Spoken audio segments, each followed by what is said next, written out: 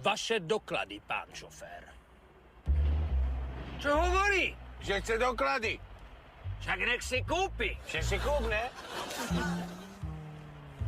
Vodický, technický, občanský.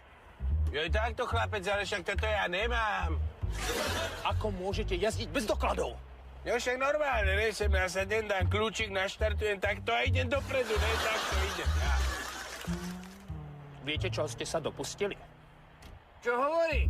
Či viem, čo som sa dopustil? Ty si sa niečo To je blbosť, to sú plané ohováračky, on nikoho nezabil. Pán Orgán.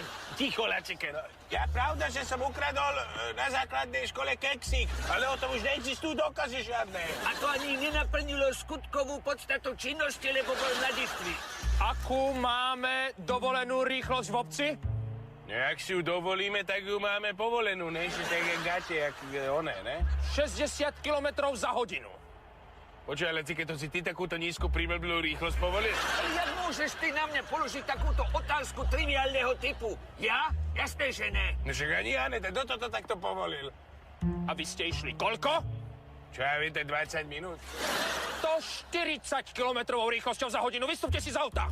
Čo si sa zbláznil, zelený panáčik? Však vonku je zima, nejdem nikam. Povedal som, okamžite si vystúpte z auta. Čo zas chce? Aby sme vystúpili z auta. Čo mu kompletne zadrbáva, však vonku je zima. Povedz mu, že vonku je zima, ak to neví. Vonku je...